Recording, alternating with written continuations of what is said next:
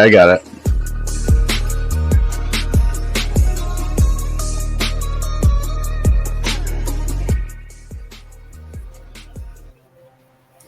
Hey, welcome back, everybody, to Inside the Diamonds podcast. I'm your host, JC, and I'm joined again tonight with my co-host, CJ. How you doing, CJ? I'm fantastic. How are you? Not bad at all. Got a lot going on. As we know, it's getting into wild card discussions, trade deadline, all-star recap, a lot going on. It's a busy time of the year, and it's just going to get more jam-packed with info happening. So we got a lot going on tonight. Don't want to waste any time, so why don't we quickly touch on the all-star game and kind of recap that from your point of view. You got to watch it. I got to rewatch it. So what were your takes? So you rewatched it. What are your thoughts on the Paul Skeens start? It was really effective, really good, right? And I think the thing for me, the biggest takeaway is because I watched more of the players talk about, who they're waiting to see, and Judge wanted to get up and face him and all, the Soto stuff, trying to get Judge there. The surprising thing to me, because we talked last time, will he pull a Pedro and strike out the side? 0 Ks. Yep. That was probably, and that's stupid for me, but that was something I took away. He was around the plate and everything, but all those hitters wanted a chance to see if they could hit that speed. I think he got Soto. I think that. Yeah, so do I. Yeah, I agree. But that was the biggest thing for me, and I think the other thing is that obviously Jarren Duran getting the MVP and hitting that go-ahead home run, if he didn't, it would have been Ohtani. Mm-hmm. Yep.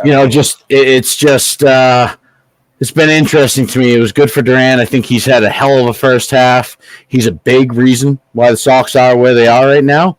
And overall, I thought it was a good game. It was wasn't out of line. A lot of stuff, a lot of pitching. It was a good game. It wasn't a blowout, so it was worth watching. What I thought was interesting was, aside from Tanner Houck struggling, the American League relievers really took over the whole game. Mason Miller, inning pitched, 2 Ks. Kirby Yates, inning pitched, 2 Ks. Emmanuel Clase, inning pitched, 2 Ks. Those were the only 3 pitchers on the American League side that had 2 strikeouts in the inning they pitched. How about Kirby Yates? Is it right? What was it 3-4 years ago? It was right before COVID that he was pretty dominant there for a little stretch, and now he's back. When we were doing the All-Star preview or whatever, and we were talking about who made it, and we were going over snubs, I had him on my list to start, and then I looked at his numbers, and I went, actually, he's not somebody that I would say should not be there. Yep. You don't hear about him. He's so under the radar, but it was good to see, all 3 of those guys produce, and Mason Miller is a guy that I'm sure we'll talk about either tonight or next week with the trade deadline coming. I'm sure there's a big package for him out there. Yeah. So overall, not really anything too big to talk about with the All-Star break. I think we touched on pretty much everything that needed to play. So why don't we move right into the Atlanta Braves and their injury woes and the latest news with Ozzie Albies. So Ozzie Albies, I believe it was yesterday, suffered a left wrist fracture. And so I did the math looking at it. He's out until probably mid-September. Yeah. And, this is a team that, we could talk about. They're what, a 5.5 game lead in the wild card? Yeah. I believe.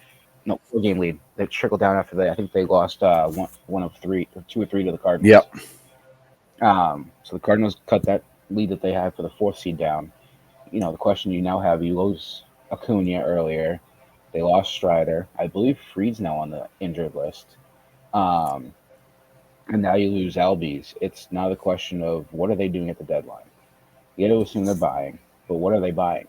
They just added, we talked about it before we logged on, Merrifield today, and he's supposed to be the super utility guy to fill some key holes that they have. But what if he does what he did in Philly and he doesn't produce? That's a team that you could start asking some questions. Could their gap close? And now a team like the Mets, who are playing some good baseball, move in, or a team like the Pirates, who we talk about wanting to see them move in. And that's where you got into when we first led off about the wild card situation in the National League. It's tight. It could be a lot closer in every aspect now.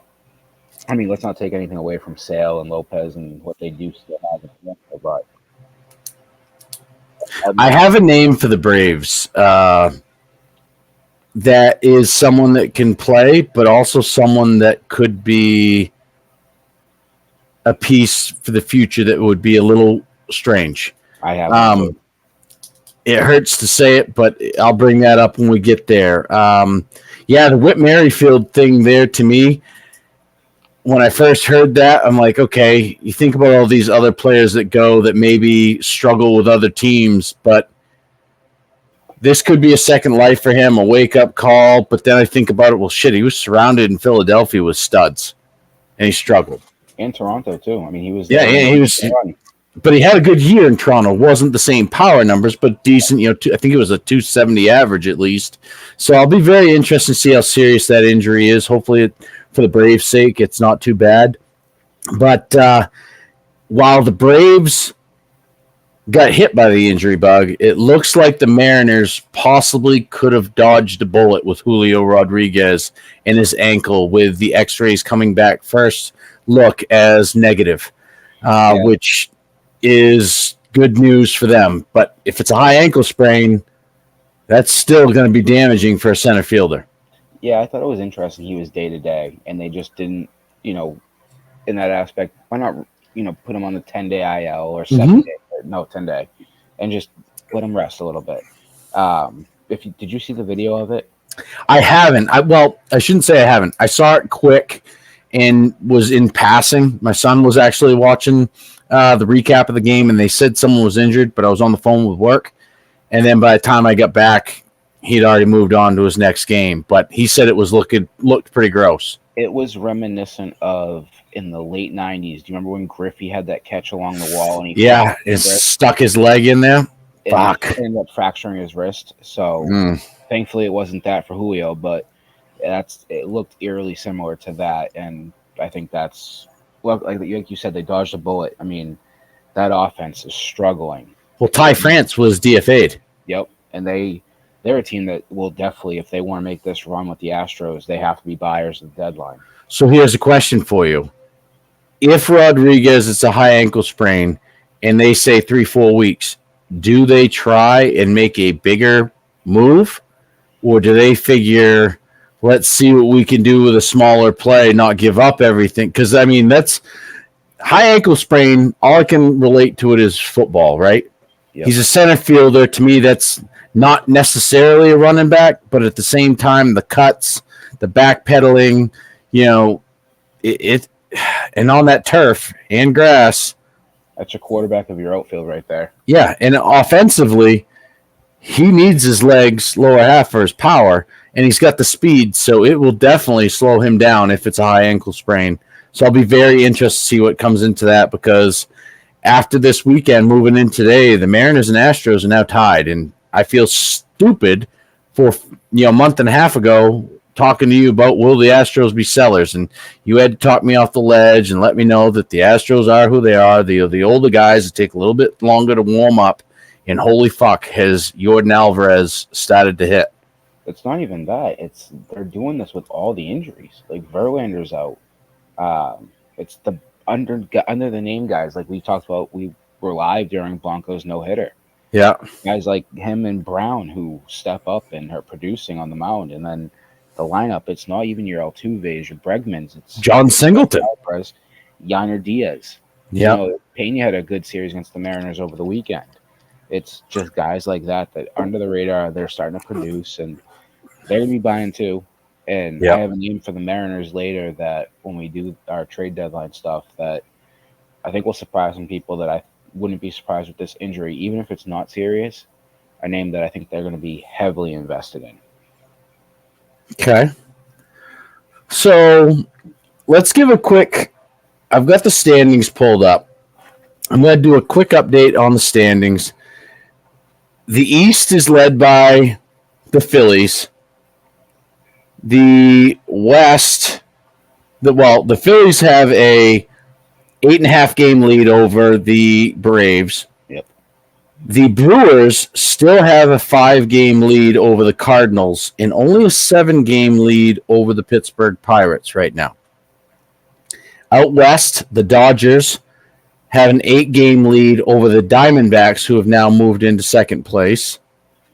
In the AL East, it's Baltimore a game and a half above the Yankees and 6.5 above the Red Sox. In the Central, the Cleveland Guardians have a 5-game lead over the Minnesota Twins and Kansas City Royals. And out west, it is the Houston Astros and the Mariners tied. The Mariners have 2 games in hand. So, or actually, I should say it reversed. The Astros have played 2 fewer games, but are in first place ahead, even though they're tied. The Rangers are only 5 games back, and they've got some interesting things coming up. In the wild card, in the National League, the Braves have the first spot. Then it's the Cardinals. And then for the last spot is currently a 3-way tie between the New York Mets, Arizona Diamondbacks, San Diego Padres, and then the Pittsburgh Pirates are a half game back. And by looking at it quick, of those teams, the Mets have played one more game. The Pirates have played one more game than the Mets, but both the Padres and the Diamondbacks have played at least a game or 2 more than the Pirates right now. So in terms of making up ground when the other 2 teams aren't playing, the Pirates still have opportunity to gain ground without seeing the Diamondbacks or Padres lose. They just don't have to play, and that's coming. The Giants are 3 games back. The Cubs are 3.5 game backs, and the Reds are 4, as are the Nationals. So in the American League, the Yankees hold the first wild card. The Twins and Royals right now are both tied with that 4th spot. The Twins are up ahead because they've played 2 fewer games, but then the Red Sox are a game back. The Mariners are 2.5 games back. Tampa Bay is 5 games back. And then Detroit and Texas. Detroit 6 games back. Texas is 7.5 games back. So on both sides, it's extremely tight right now. And I think, we'll get into it near the end of the show. But this week's 3-game, 4-game series, and then this weekend's series, there's some good matchups coming up. But they also have wild card and divisional implications coming. So it's very tight. A lot going on, and I had asked you last time, do you ever remember a time when it was this tight at this point in time? I'm sure there was, but with it being said, and we're in it so much right now, it's going to be a really, really exciting. If you're an overall baseball fan, it's going to be really exciting. I mean, me being a Red Sox fan, being a Cubs fan, and also, all of a sudden now finding myself cheering for the Reds, which is really tough considering the fact they're division rivals with the Cubs, and then find myself turning on the Twins games, paying attention to every baseball game now. It's going to be really exciting to see how this plays out down the stretch. And I think that's really good for baseball overall, to have it be no runaway, not the usual suspects. There's some interesting things coming in there, and there's some teams returning potentially into the playoff hunt that have been gone for a while. That's really good for baseball. Pirates being one. I also think it's really good for baseball, as much as it's crazy and it's a big market, but for the Mets to be involved back again. The Braves and Phillies have just dominated that division for so long. So it's really interesting. So with that said, do you have any takeaways or anything interesting that hits you when looking at these standings current day? That Mariners Astros race is going to be fun to watch. And that injury really fucks with it, doesn't it? Yep. And I actually looked at it, so it's hard because the Rangers did what they did last year, and I don't know if DeGrom's going to be back, but I just don't have them in that division race right now. No. And so I broke it down, and I have the Mariners the rest of this month, They have the Angels for 3, the White Sox for 3, and the Red Sox for 3. They have a good chance right there to go probably 5-4, maybe 6-3.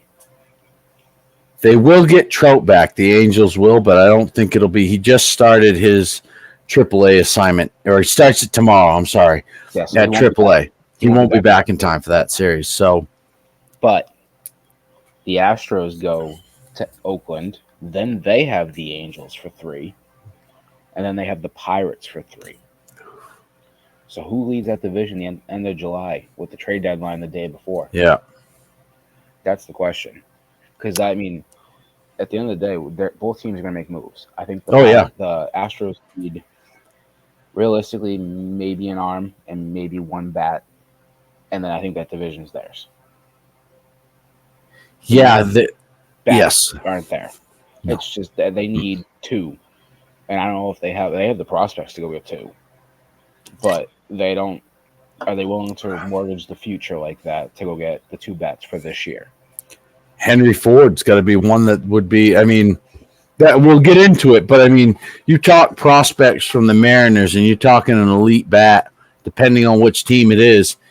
That's who I'd ask for, depending on which team it is, right? If I was the Cubs and they were looking for Bellinger, Ford stops right there. Yep. You know, so with all that said, we mentioned the trade deadline. Who are your 3 big bats? I'm going to start with big prizes, and where do you see them potentially landing? And with that, do you have an idea of what you think it might take to grab that bat? Brent Rooker is the first one. Yeah. I think he's game-changing. Mm-hmm. The first team that came to mind, the Pirates. And I think it would cost you only 2 prospects, and I think you can get away with it where it's not going to be anybody in the – it might have to be one player in the top 100. I don't think it's Chandler getting moved. No. I said it, I think, last week or the week before that I think Solometo is the guy that's going to get moved. Yep. But I think if you get Rooker, you don't have to trade Termar Johnson either. I don't think they're going to ask for both him and Solometo. I think you can get away with a prospect the next tier down. Yep. Agreed. The next one I have, and this is one I said was going to surprise some people with what I had to say about it, Luis Robert. And I have him to 2 teams that I think he could really end up going to. And that's the Philadelphia Phillies. However, they have seemed to say that they're not in on him. The other one is after this weekend, the Mariners. Well, they have to do something big. It's either that or just play it out. And he could play the outfield. He can't. I don't think he'll play center field, but you can put him in right. He could DH. You know, and realistically, I think you can get away with him. You're probably going to lose one of your 3 top 100 infield prospects. Mm-hmm. And you might have to give up a pitching prospect a little bit further down in your rankings. And then another low tier. Who would you put it? Let's just play this out. Let's say that Rodriguez is, let's say it's middle of the road. He misses 10 games. Who plays center for the Mariners right now? It's a good question. Canzone? It might have to be. I'm trying to pull it up right now. Because Robert, and again, without studying the injuries, he kind of reminds me a little bit, and I hate to even throw him in this bucket, but a little bit of Byron Buxton because of the style of play. 100 miles an hour, they hit for power, they have speed, decent defense. I think he could fill that gap in center until Rodriguez gets back. Then you can move him to a corner or DH, like you mentioned. They still have Mitch Garver. They still have Hannigan. It'll be Victor Robles. Oh, they do. That's right. They have Victor Robles. He can play center. So, Robert could move in and play. Yeah, I think that's a good spot for him. And I think the guy that I'll bring up, can fit there too and play pretty much anywhere. But that's, Brent Rooker, great. I think he would benefit anywhere he goes. And Robert going to the Mariners makes a lot of sense, especially right this minute. They need power. They need a guy. They know him. He's in the division, so they know him well. No, he's in the Central. No, I'm talking about. Yes, sorry, I was looking at Brent Rooker. Oh, okay, yeah. I was thinking Brent Rooker would fit there too. Yeah. But Robert is in the Central, correct? He would play center, and that would give them. I would probably hit Rodriguez, Cal Raleigh, and then I would hit Robert. Yep. You I know, have another name that okay. that I mentioned that I linked to the Mariners as well. They weren't the first team I thought of for him. I Yeah. actually have 3 teams. Bo Bichette. Does his injury? I had this comment with of all people, my wife. When I read that first news this weekend of Bo Bichette's injury, I was like, that's interesting. And of course, I'm looking at my phone. She's like, "What the fuck happened at work now?" I'm like, "Actually, I was looking at a baseball player and his calf injury." She goes, "What's that got to do with anything?" I said, "Well," I said, "right now with an injury and the trade deadline coming, that could hurt the Blue Jays in regards to their potential return." Yep. And she's like, "You're an idiot," and just walked away. Yeah, but that's the kind of shit that you see this shit and you look about it, it's like, unfortunately, it's a negative that the team's going to use to try to drive down the price, which they know. And she's like, "It's a fucking calf injury. It's not a broken bone. He'll bounce back. He'll be fine." I'm like, well, yes, but in negotiations, they don't look at it like they're going to buy a purse or whatever on Marketplace and they want to drive the price down. So, Bo Bichette for the Mariners. I have 3 teams for him. All right, what are the 3? Mariners, Giants, and the Braves. Why the Giants? I get the Mariners. I get the Braves, obviously, but why the Giants in their current situation unless you've got something planned with an extension? I think that would be the thing. I think they'd have something planned with an extension where he'd be there long term. But they're right, like we talked about. They're right there. And I said earlier today when we talked about who could be buyers, who could be sellers, I said they're right on the fringe. Like they could, depending on how this next week goes, and they have a tough 3-game series coming up with the Dodgers. Realistically, they could be sellers, but they come out of that with, say, 2 out of 3, a sweep. They're buying. Why not address your offense, even with the calf injury? Marco Luciano was their starting shortstop, and that didn't work out. They sent Brendan Crawford packing, and he's been there, his whole career. So I forget who they're having at shortstop now. Is it Dubon? It might be. But he can slide anywhere. He can play second. Right. So I like the intriguing thing about bringing up the Giants are they're a smart organization. So your plan, you're planning for the future. It's always the big picture. And you bring in Bo Bichette, you sign an extension, you always have good pitching. You're not getting it out of some of them right now, Blake Snell for one. But you have Bo Bichette, and you're setting yourself up for the future, but you're also keeping him away from other teams. The Dodgers, not saying they would ever do it, but the Dodgers have some issues.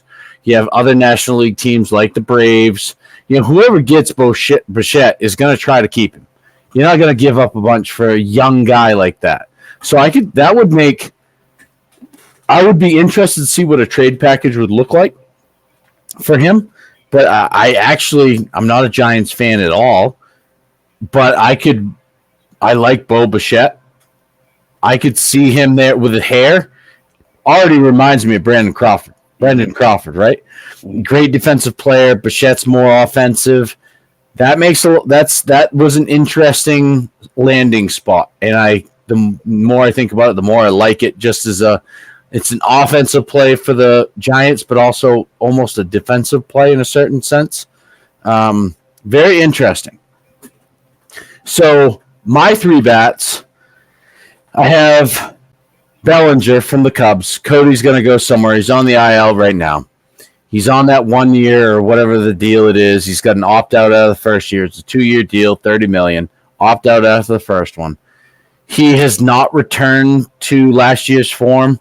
He's halfway in between last year and leaning more towards his, middle of the road of continuing to stink when he was with the Dodgers. His average is better.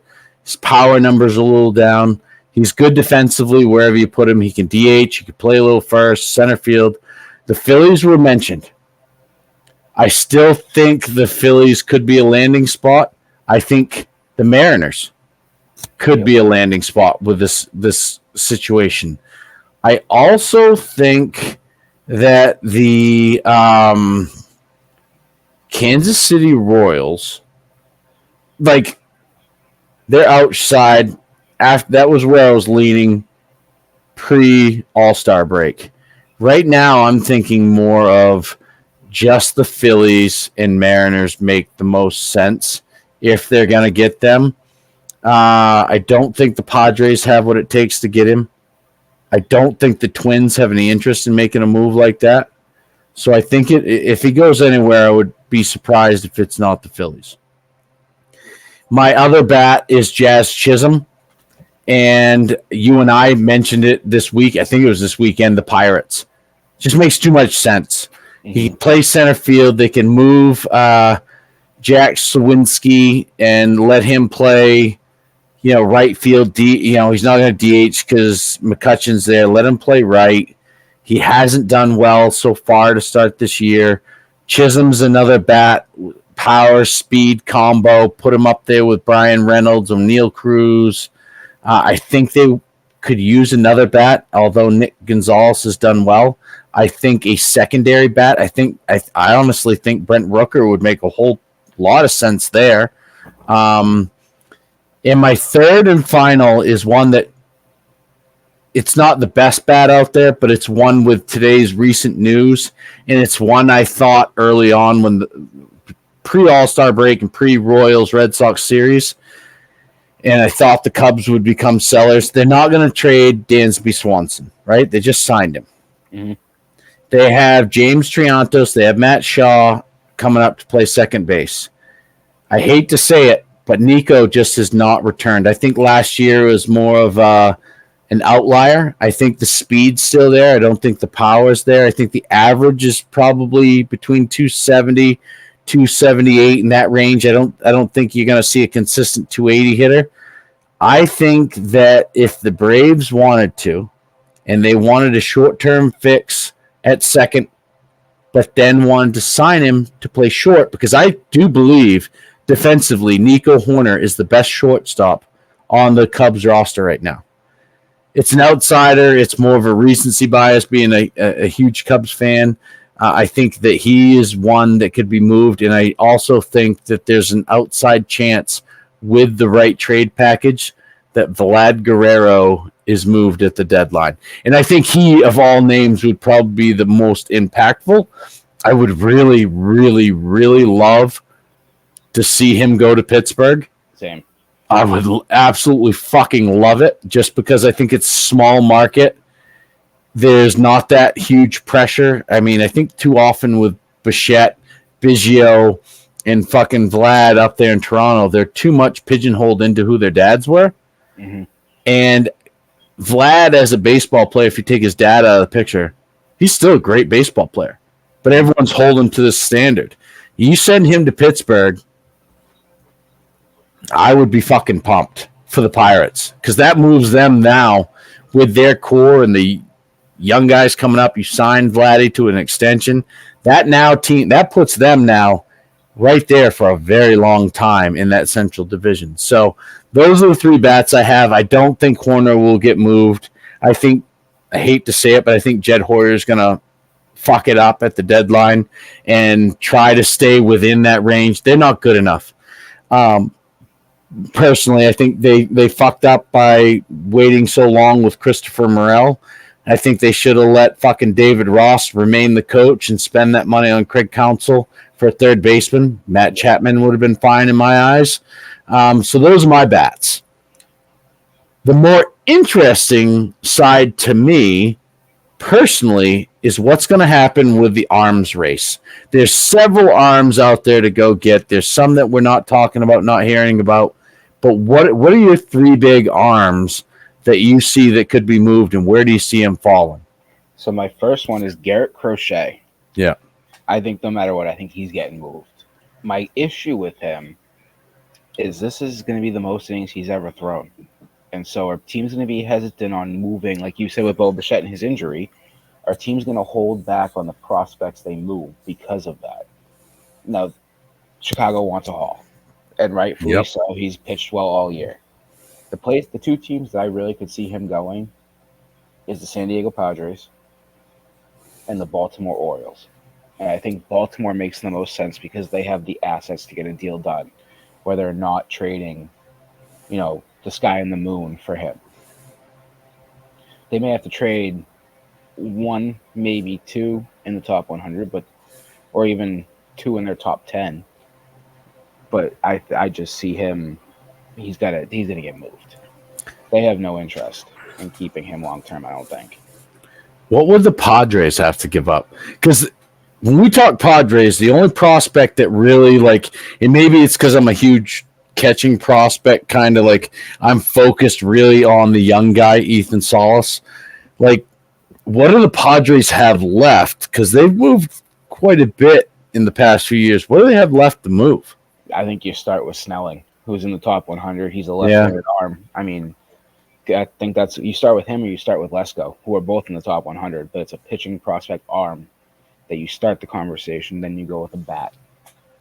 I think that's really where you have to start it. Yeah, it helps the White Sox pitching wise. And do you have a preference between the two pitchers? I personally like Lesko more. Okay. So I think he'd be the one. I don't remember who I have higher as of right now because I'm still working on the post-trade deadline one. What about Azakar? Would you try to the Jackson Merrill's kind of make Azakar kind of a afterthought? Is he? Still got some control. Throw him in. Especially if you move Robert, right? Right. Why the fuck not? Okay. The next one I have is Nathan Eovaldi. Come back? I'd have him to there, or another team I have that I've seen that might be linked to him is the Cardinals. Mm-hmm. Which it's both teams. If they want to make the playoffs, they need an arm with postseason experience that can go deep into innings and save their bullpen.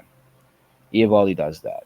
I fucking love that guy. I do too. I wish he stayed in Boston. Oh, my son, who's 14, loves the kid. He's like, man, he was so tough. He was so he was great for Boston. Why did you let him go? I'm like, well, it's business part of that, bud. That happens. Yep. The next one and the final one I have, there is one I want to mention before I get to him. I didn't actually have him getting traded, but I think he's traded in the next 2 days, especially after today. James Paxton will be moved. That's the first move, right? With a veteran, you DFA him, let him know that he's going to be gone, so now you can talk to everybody. Where do you think he goes? I think he goes to either Boston or Detroit. Listen. The Red Sox need a left-handed arm. Oh, yeah. No, there's no doubt about it. He's been here before. And the thing with he was effective. With being a DFA, too, most of the time you see those trades, it's for cash or a player to be named later. So you're not moving much to go get him. And granted, he ran out of gas last year, and maybe that's why they DFA'd him now. I know Kershaw's going to be back at some point. He's been rehabbing. Glasnow, actually, no, he got activated. Glasnow's activated, so they had to do something. So it made sense to move. It's tough, though, because they just sent down Bobby Merrill. But Bobby Miller. Bobby Miller. I was going Cardinals just lost to the Pirates. That's one of three. Mm-hmm. So we'll have to see the next two, but I had Jack Flaherty when we talked earlier, but then watching the Tigers game and sitting here, I question what they're gonna do. And the reason why I add James Paxton to them is because they just lost Reese Olson. Yeah, Maeda got demoted to the bullpen. Yeah. So they have a big hole in their pitching rotation where it's just, and Casey Mize is on the injured list. Mm-hmm. So it's really Flaherty, Montero, and Skubal that are healthy. Yeah. Paxton costs nothing if you call it cash to fill in that spot, that fourth spot. So with that team right now and the run they're on, I don't know if they're going to make the playoffs. I doubt it. I think now, though, they have the question of what do they sell? Do they try and keep Flaherty and maybe make a deep run and to get in? It's too bad Baez isn't hitting any better than he is. That's the thing. Fucking get rid of that. What a slug of a contract. him and Torkelson. Torkelson's killing that. I mean, AAA, he's not doing much better. I mean, thankfully, Rochelle is providing over at first base, and Colt Keith just hit his 10th home run. Yeah, he just hit it tonight. So Horner would make some sense there at short. But, yeah. I mean, you still got bias. Unless you can move him, there's no sense of doing anything. What could they go get? You know, I mean, that's where I question of, are they going to buy or are they going to sell? I think they just stand pat. Yeah. And if they do sell, it is Flaherty, but I think it's tough right now with the stretch run they're on. Yeah. So the name that I did come up with is Chris Bassett. Mm-hmm. We talked about him. I have 4 teams that I think he could really go to. Like, I just, even thinking about Flaherty, I just took Flaherty's name out and put Bassett's name in, and it's the same 4 teams. The Orioles. Yep. The Brewers. The Cardinals. And the Red Sox. Yep. And I think with him, though, the thing you could do with him as a Red Sox fan and watching this team, you could get a package deal where you're not giving up any of the big 3, and you might have to give up York, which is fine. But you get Bassett, and you could possibly get Justin Turner, too. And he provides right-handed bat to the lineup. Mm-hmm. And like I said, it's not going to cost you much. It's going to cost maybe, like I said, York and maybe a mid-tier, maybe a 10 to 20 prospect. You know, and a lot of those guys are blocked.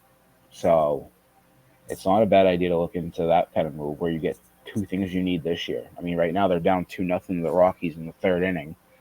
So it's from what I've heard, it sounds like Breslow for the Red Sox is not still sold on buying. I don't know if that was over after the weekend. I don't know what happened. I can very easily see that because I was there the Saturday against the Royals and a lot of beers and a lot of talk about it. I could see them being the guys that are in bidding on people, putting their feelers out with a low offer that they wouldn't accept to see what they can take, but being those middle feeders that are for players that are going to help them, not now. They'll help them now, but more of control a year, 2 years down. And I've got a couple of, it's going to be very interesting because they've got a deep young core, and you and I talked about what it would take to get Crochet from them, and with the draft and this, that, the next thing of, who's now kind of blocked. I don't. This is 1 year where I honestly don't really have a preference which way the Sox go. I think Abreu could be a name you watch get moved. They're overperforming. Like, would you agree that right now that the Red Sox are outperforming what they should be with what they have? Yes. On paper? Okay. Yes. Would you be happy if they made secondary moves that are now, let's say they go out and get a left-hand pitcher with some control and still going to be able to compete now and maybe even make a push. World Series is really pie in the sky, but be set up for next year? Yeah. I'm not saying it's on outside the realm, but like being realistic, coming from a wild card where they're not even in control of right now. But if Breslow goes and does something smart and is planning, kind of like what we were talking about with the Giants and Bichette, they do that with a lefty arm. I can get behind that. You know what I mean? I could see them buying and selling. Like I could see a little bit of both, yeah. Abreu get moved, and you bring in guys for the future. Get rid of some of the log jam, but bring in some pieces at the same time. We talked about this name a lot in the first couple of episodes. Max Fried's a free agent after this year. He's hurt. The Braves haven't really had any extension offers. Oh my God, 4-0 Rockies. Over who? The Red Sox. What the fuck? That's the one team I can't watch. I have to listen to because I'm in fucking Maine. Houck is pitching. What the fuck is going on with him? It's his innings. He's pushed the most innings he's ever pitched in his career. You're seeing his arm taxed. Yeah. Fuck. You're going to see them probably skip a start coming up here. Not skip a start, but push him back a day. Yeah. I almost wonder if you could trade Pivetta and a prospect for the Braves, get freed, and you could sign to an extension. I wish Grissom was healthy. Same. Yeah, so you could just be like, here, take him fucking back. I want no part of this sale deal anymore. Take him back and just give us free. He's going to be, I personally think he's going to be blocked next year because it sounds like Story's talking about coming back in 2024, which is wild to hear the other day. I think he could. Story to me with his history, again, Buxton, Robert, the way he plays, balls to the wall, all out. But you got Mayer, you've got fucking Rafaela, who can play short if you need him to. If you move Yoshida, Story could be your DH. I still think Worst case. I think Devers is there. Would you then think about moving Story to third? No. Never? No. He's Would you second move? short to me. Okay. Yep. I was going to say second to me is a more not safe by any means, but a more comfortable spot now for an older, injury-riddled, talented offensive player. He doesn't kill you either. Doesn't kill you at second. He's good defensively too. I don't rule him out at short though. No, because his injury, it's not a ligament. He's diving for a ball and just it's bullshit. Bullshit injury for him. Sucked. Can you imagine if he was healthy? Yeah, I mean, holy shit! It's the right-handed bat you need. Yeah, Tyler O'Neill's been great, but having Story there too, sandwich Devers, Story, and O'Neill. Yep. Wow. Okay. So those are your arms. I have some arms that are a little, because obviously these arm names that we're talking about aren't shocking, right? These are names that everyone's been talking about. I think the lefty from Toronto, Kikuchi, is gone. I don't really know. I think he could go anywhere from Houston. I think he could land with the Red Sox. It's far-fetched, because it's interdivision, but I could also see him going to the Cardinals. Mm-hmm. Right? The other name I have is another lefty who hasn't been brought up, and I don't think he would be expensive because he's not the power name, is J.P. Sears from Oakland. He's another guy, just a lefty. He's not going to kill you, but he's also not going to come in and be lights out. He's not a number one, not a number two, but he can help you. Eats innings. Exactly. He's not going to kill you. He's not over. He'll throw innings. He'll eat innings. He's that guy you need to throw, and if you need 5 to 6, you're going to get it. The other lefty that's out there that, again, pains me a little. There's a lefty and a righty, and it both comes from the NL Central. The lefty is Justin Steele. If Tarek Skubal is not going to be traded, if you think about lefties on teams that are going to be sellers, supposedly, now the Cubs have Jordan Wicks, who I'm not high on. I think he's a 5 at best, but Shota Imanaga has shown that he can be Justin Steele. He can be that guy in there. So there's Justin Steele, there's James Taillon, and Frankie Montes from the Reds. Mm-hmm. And I focused on that because these are guys I'm more familiar with, and they're a little bit. I saw yours, and obviously the pitchers you're talking about are all names that have been mentioned. I think that Justin Steele could be a guy for the Cubs that you can't have 3 starters in your rotation, in my opinion. I don't like it. I didn't like it to begin with. He struggled this year. Ever since he came back from the IL, he hasn't been the same. Last year was kind of not a fluke by any means, but I think that's a stretch for his ceiling.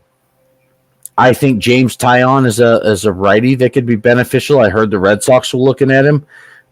I'd be okay with that.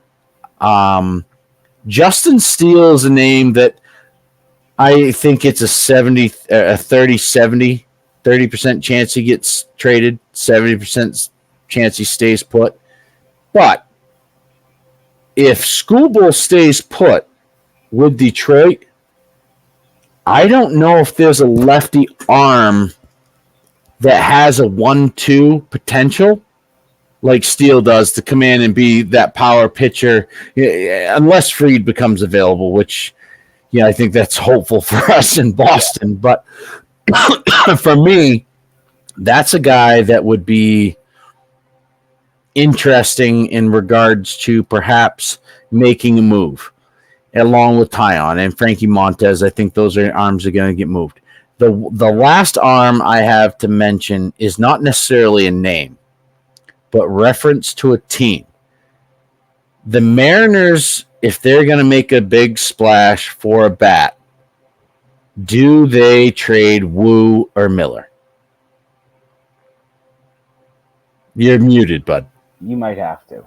Right? I mean, looking at their prospects, other than Ford, there's some that are out there. They still have Emerson Hancock that can throw. To me, that's something to watch. If the Mariners go all in, they may have to get rid of something that's at the tail end of their rotation to make it work. And that, to me, would be huge for whatever the team is getting because they're both young. Yeah, I don't know if you want to blow that rotation up. No, I mean, I wouldn't. But we listed some bats. And there's not a lot of huge impact if Rodriguez is going to be out and they're going to try to hang with it. You're going to try to go get someone that their teams are going to ask. They're going to start there. You have to. Yep. So it's going to be interesting. But those are the names I have. I saw your list and knew the list before, and we talked a little bit last episode. Those were just some off the wall. I don't think Hunter Green gets traded from the Reds. I don't think Andrew Abbott gets traded because I think the Reds situation has got more to do with health. Yep. Frito's been injured all season. Matt McLean's been injured off and on. Or Frito's been off and on. McLean's been injured all season, and they've got some pieces coming.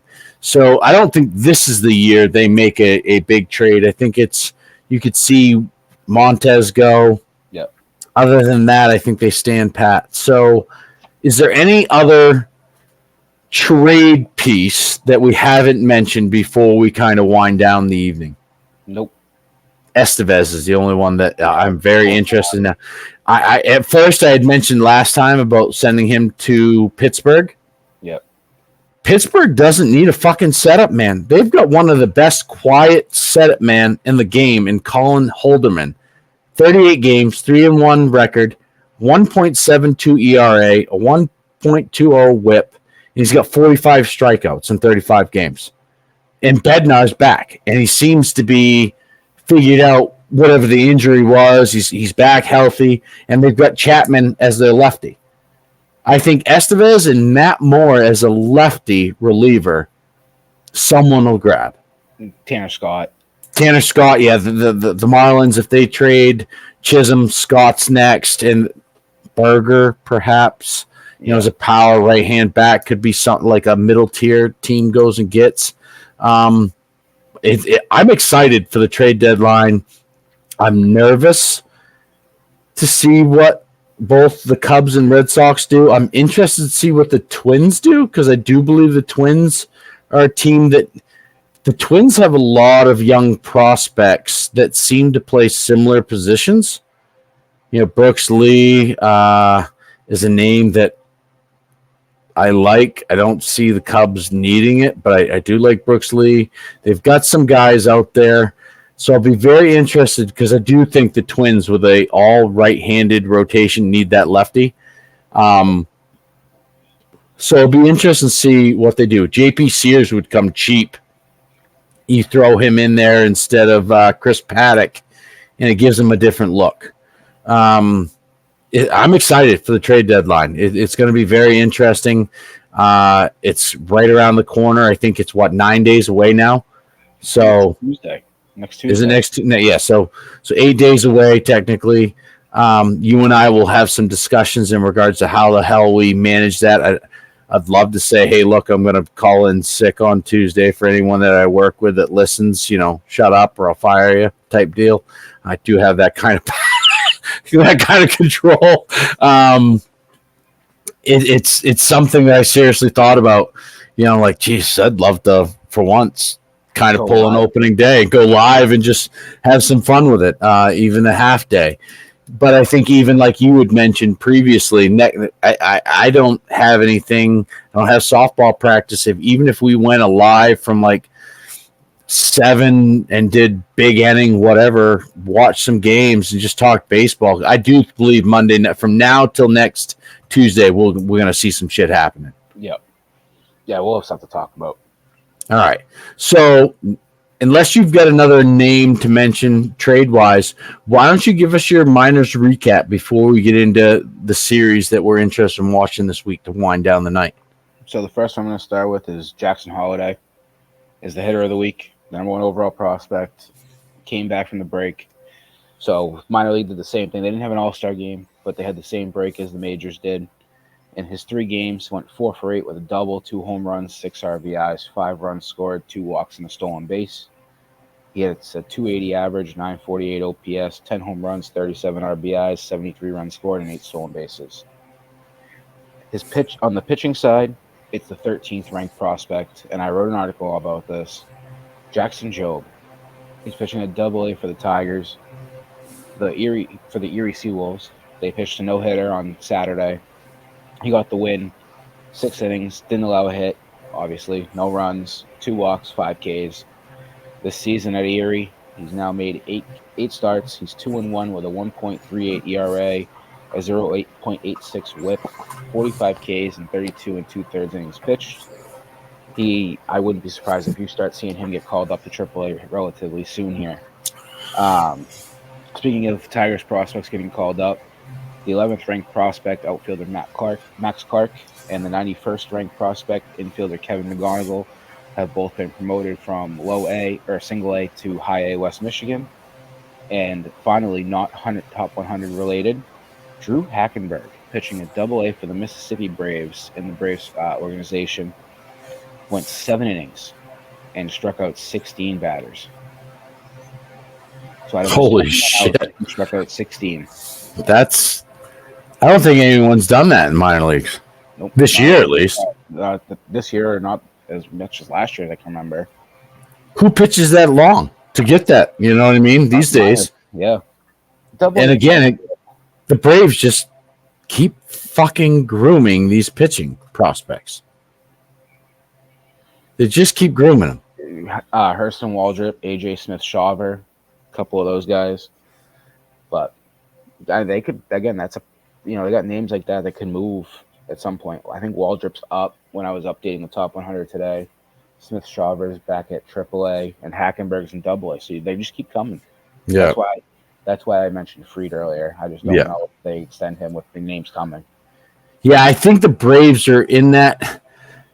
The Braves are very similar to the Red Sox, except the Braves have injuries that keep them from being World Series contenders this year, in my opinion. Do they say, well, shit, we have no intent in signing Fried. We know we can still make a wild card, make a push, and look good by moving Fried, get something for the future, and in a spot that we need, and just continue to make the playoffs, but improve, and then reload next year on their pitching staff. I mean, that'll be I don't know if I see them doing it, but that would be extremely intelligent. Yeah. To see what they do, because they're deep. They've got so much fucking talent. They keep doing it. Yeah. Continuously. It's sickening. Okay. Anything else with the minors recap? I think it was a short week. 3 games. 3 games. Minor leagues, like I'm going to Virginia in a couple of weeks now, and I asked, the first thing I was looking at is like, when does Norfolk play? They're home. So the next stop is like, how far is it from our hotel? I want to get down and see some games. So I think before we wrap up tonight, I think it's a good time for anyone listening for a couple of things. 2 important things that I want to touch on in regards to, 1, if you like baseball, make sure you write to CJ. Go to the webpage, insidethediamonds.com/join us, and let us know what you're thinking about joining the group, what you can add, any questions you may have. Let us know if you have any interest specific, whether it be minor leagues, whether it's the AL Central, AL West, NL, whatever it may be. If you've got a niche, whatever you want to call it, that you want to cover, let us know. CJ is doing a great job kind of navigating and orchestrating the writers that we currently have right now. And like I had mentioned several times, this is part-time and a side hobby for myself. I cover a couple of different teams, try to help out where I can with CJ to cover some gaps. But the idea is we're looking for like-minded folk that love baseball, want to get involved. We'd love to incorporate other writers to the podcast just to get a different perspective. I think that would add some value to our listeners that want to hear someone else other than CJ and I talk about different things. And the other thing is for anybody that is subscribing, listening to the podcast all the time, if you have any questions or anything specific you'd like to see us change or at least mention, or you have questions, if you send us questions or things or topics you want covered, let us know. Let us, we're not perfect. We're just trying to grow this the best we can. Two guys talking baseball from what we see from our point of view. We want feedback and we would love and entertain. Is that a Friday beer? Sorry. No, what beer is that? What is that? A Mick? What is that? It's a Bud Select 55. No, I thought it was one. I thought it was one. Yeah, I thought it was one of those Friday beers. When you see the guy chugging and I don't know what I'd do. I'd probably go broke if I saw that guy trying to beat him. So yeah, just reach out to us. Let us know if you have questions, interesting things especially to anyone that has interest in minor leagues or any questions. I'm not doing this to blow smoke, but CJ, for a guy doing this part-time, you have pretty good rap on a lot of these guys in the minor levels. I know that you do the top 100, but you've mentioned several names from several teams that aren't included in that top 100. So if you're a baseball fan and you have questions in regards to how deep is, what are your take on, the Colorado Rockies farm system, CJ will do he can give him 5 minutes. He'll let you know exactly what he thinks and how long it's going to be until they're going to be relevant again with a competitive squad, what they have in the minor system for pitching, what they have for bats coming. If you want something covered, let us know.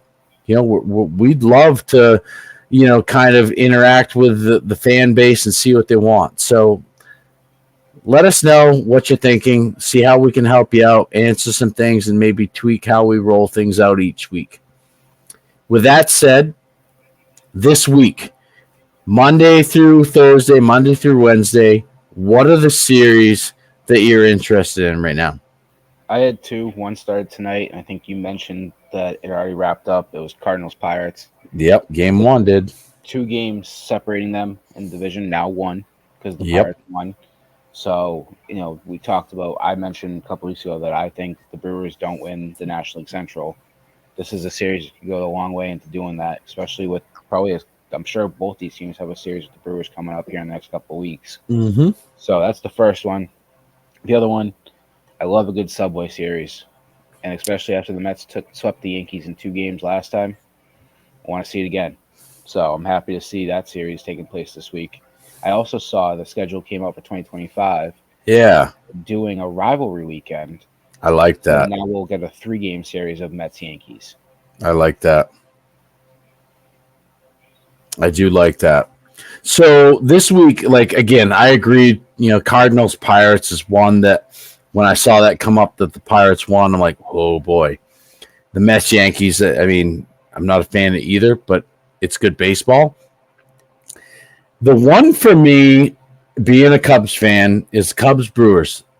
Because what's going to happen, the Cubs are going to win that series.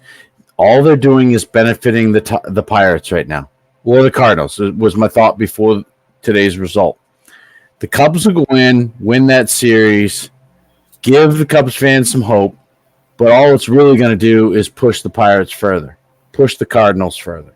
The other series, and I mentioned this to you beforehand, there was two. The Rangers need to go in and handle their business against the White Sox if they have any chance of anything. Right now, in the bottom of the sixth, they're tied 2-2. If they can't sweep that series win the series at the least, but a sweep is what they need, it kind of really drains them of all hope of really repeating and getting in the playoffs and making a deep run. The other series that I'm disappointed to see the score right now was the Diamondbacks. I'm a little disappointed for the NL wild card, but at the same time, I really fucking like the root for the Royals. So the Royals are winning that game right now 8-3.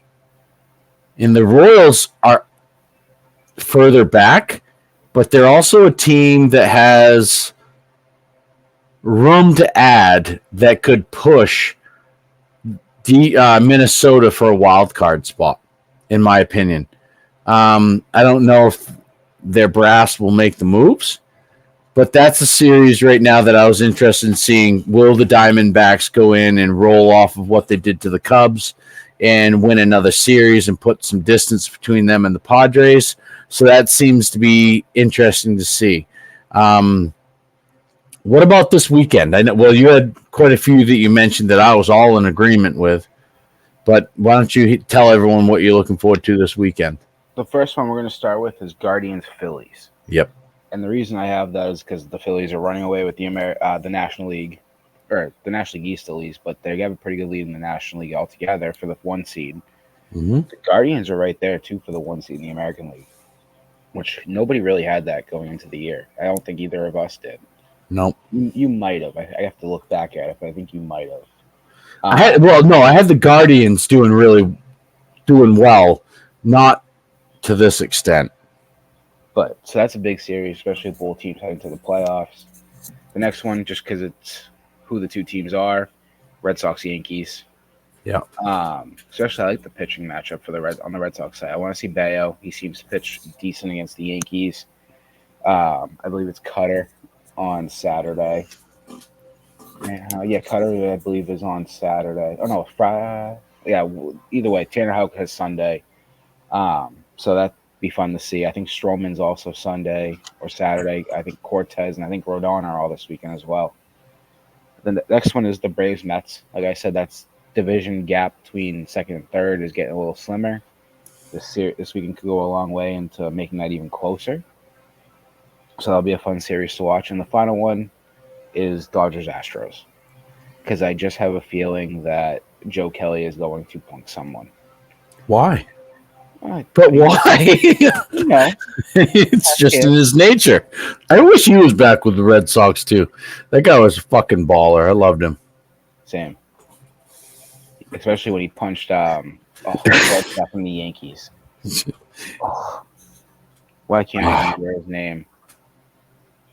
Oh, I can see it, but I can't. I can't remember. I'm gonna have to pull it up. When I think Joe Kelly, I see that meme or the reel of the kid from, was it the college pitcher from, I don't think it was Vanderbilt, but he had the glasses and all he's doing as he's walking off the mound is mouthing F you to the batter. Louisville. It was Louisville, yes.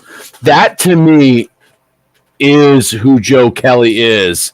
A complete lunatic on the mound that wants the fucking ball, and he'll give you his very best. There ain't nothing you can do. Like, if you see Trevor Bauer and his shit in Mexico when he's talking shit to Luke Voigt, who I'm pretty sure any college pitcher that's going to anything off speed could strike out, I see Joe Kelly doing that at the pro while Bauer's doing that in Mexico against these guys that, whatever. Joe Kelly just goes out there and gives you his best every night, night in, night out, and he'll own it. If he kind of reminds me of fucking Fairbanks from Tampa Bay, who again I think is another psychopath when it comes to the mound. I don't think he's really a psychopath, but he's one of these guys that like you want pitching for you because nothing can touch them, but they own their shit. You know what I mean? If they suck, they'll tell you. The name is Tyler Austin, by the way. Tyler Austin. It's been so. I mean, that was 2-3 years ago, but I just remember seeing that. It was fucking great. That was 18, wasn't it? Was it really that long ago? You're getting old. Anyway, so this weekend, I agree with your matchups. The matchups I have a lot of different implications. I have the D-backs versus the Pirates, right? That one right there is both the Pirates are trying to make a push, the D-back, they're both fighting for the similar spot, same spot in the wild card. Then I have the Cardinals versus the Nationals, because the Cardinals still need to make that climb. If they fall back and lose that series to the Nationals, you could see the Pirates jump over them. Then I have the Marlins versus the Brewers for the same fucking reason as the Pirates, because the Brewers hold that stronghold in the National League Central. But they're an injury away. They're a bad series. They played like shit, 3 of 7 before the All-Star break, and they're currently losing to the Cubs. So if that slide continues, the door is open for not just the Cardinals, but the Pirates. Who's going to grab it? My last series that I want to watch all stems from what the Cubs are going to do. If the Cubs come in and take the series against the Brewers, and then they go in and take the series against the Royals, where does that leave them? What hope do they truly have? Does Bellinger come back healthy and start hitting? And do they hold on to him and then get stuck in the offseason? What do we fucking do? It's going to be very interesting. The reason why I have the Cubs is more to do with the fact of the one against the Brewers is going to benefit the Pirates, Cardinals, provide false hope. But the Cubs, Royals, I think it's going to hurt them if they beat the Royals in that series. I think it's going to hurt them if they beat the Brewers in that series. I do not believe the Cubs right now, unless something changes and Swanson, Horner, Bellinger comes back healthy, and they add a catcher that can hit, which if you look on the market, Opie, I mean, who else is out there? Shane Langoliers? I mean, Jesus Christ, you might as well throw Christopher Morel back there to catch. Same fucking guy, batting wise. Yeah. So it'll be very interesting to me to see how the Cubs play, because it's going to impact what they do at the deadline. It's not going to impact where they go the rest of this year.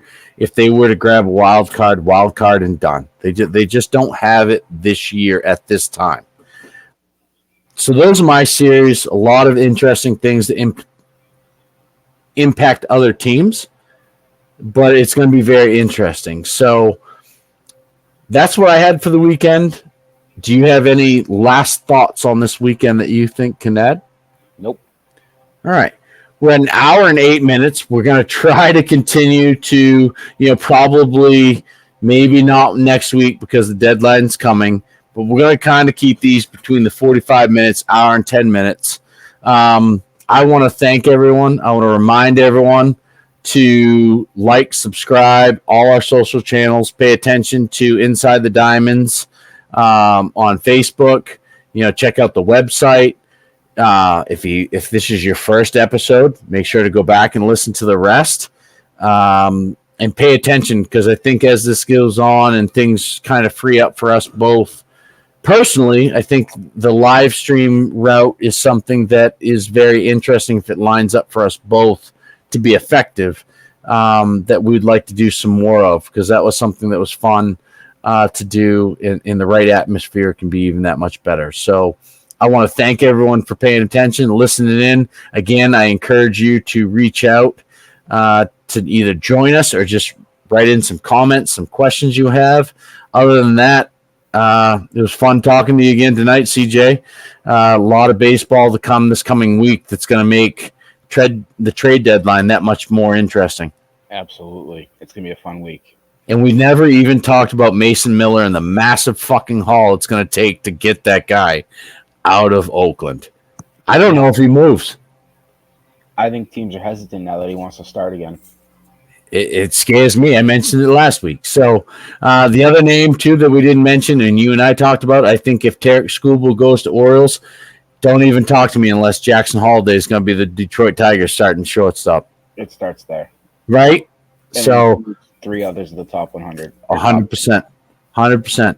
So it's a lot of fun. If you baseball fans, pay attention, reach out with questions, interact with us on all our channels. Let's get this going. Let's get this growing. So, CJ, I really appreciate you again tonight. It was a great time talking baseball. I'm really looking forward to our conversations daily with what's going on. I want to thank everyone again and looking forward to next week. So, thanks again, folks. This is everyone inside the Diamonds. Have a great day. Have a great week, everybody.